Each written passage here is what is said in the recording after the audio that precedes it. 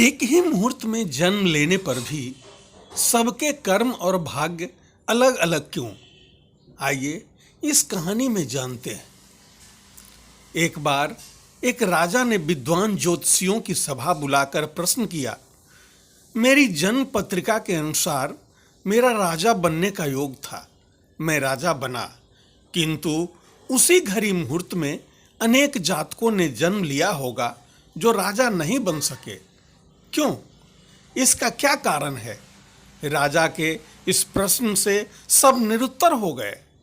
अचानक एक वृद्ध व्यक्ति खड़े हुए और बोले, महाराज, आपको यहाँ से कुछ दूर घने जंगल में एक महात्मा मिलेंगे। उनसे आपको उत्तर मिल सकता है।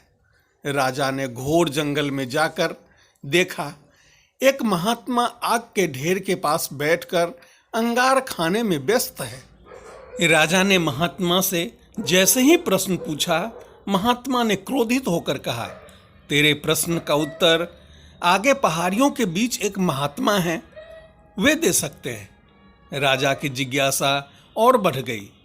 पहाड़ी मार्ग पार कर बड़ी कठिनाइयों से राजा दूसरे महात्मा के पास पहुंचा। राजा हक्का बक्का रह गया। दृश्य ही कुछ ऐसा था। वे महात्मा अपना ही मांस चिमटे से नोच नोच कर खा रहे थे। राजा को महात्मा ने भी डांटते हुए कहा, मैं भूख से बेचैन हूँ, मेरे पास समय नहीं है।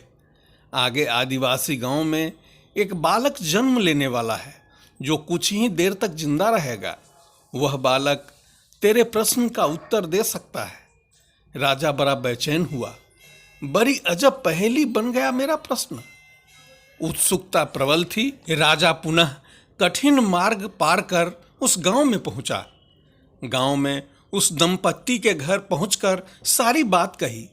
जैसे ही बच्चा पैदा हुआ, दंपत्ति ने नाल सहित बालक राजा के सम्मुख उपस्थित किया।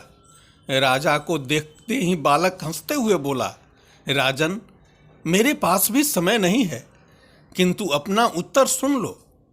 तुम, मैं और दोनों महात्मा 7 जन्म पहले चारों भाई राजकुमार थे। एक बार शिकार खेलते खेलते हम जंगल में 3 दिन तक भूखे प्यासे भटकते रहे। अचानक हम चारों भाइयों को आटे की एक पोटली मिली। हमने उसकी 4 रोटी सेकी। अपनी अपनी रोटी लेकर खाने बैठे ही थे कि भूख प्यास से तड़पते हुए एक महात्मा वहां आ गए। अंगार खाने वाले भैया से उन्होंने कहा, बेटा, मैं 10 दिन से भूखा हूं, अपनी रोटी में से मुझे भी कुछ दे दो। मुझ पर दया करो, जिससे मेरा भी जीवन बच जाए।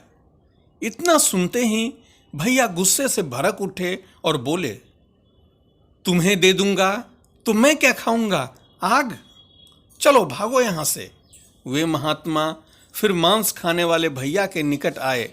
उनसे भी अपनी बात कही, किंतु उन भैया ने भी महात्मा से गुस्से में आकर कहा, बड़ी मुश्किल से प्राप्त ये रोटी तुम्हें दे दूंगा तो क्या मैं अपना मांस नोच नोच कर खाऊंगा?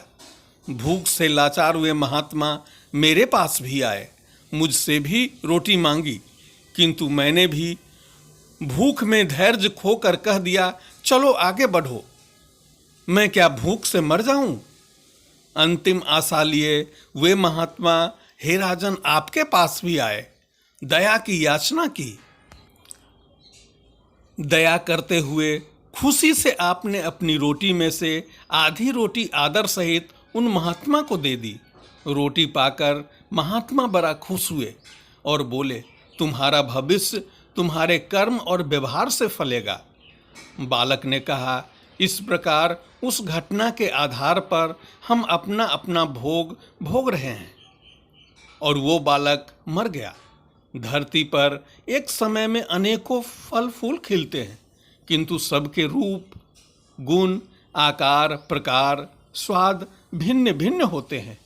राजा ने माना कि शास्त्र भी 3 प्रकार के हैं, ज्योतिष शास्त्र, कर्तव्य शास्त्र और व्यवहार शास्त्र। सभी मनुष्य जो कर्म करता है उसी के अनुसार वह पाता है। यही है जीवन। गलत पासवर्ड से एक छोटा मोबाइल नहीं खुलता तो सोचिए गलत कर्मों से स्वर्ग का दरवाजा कैसे खुलेगा।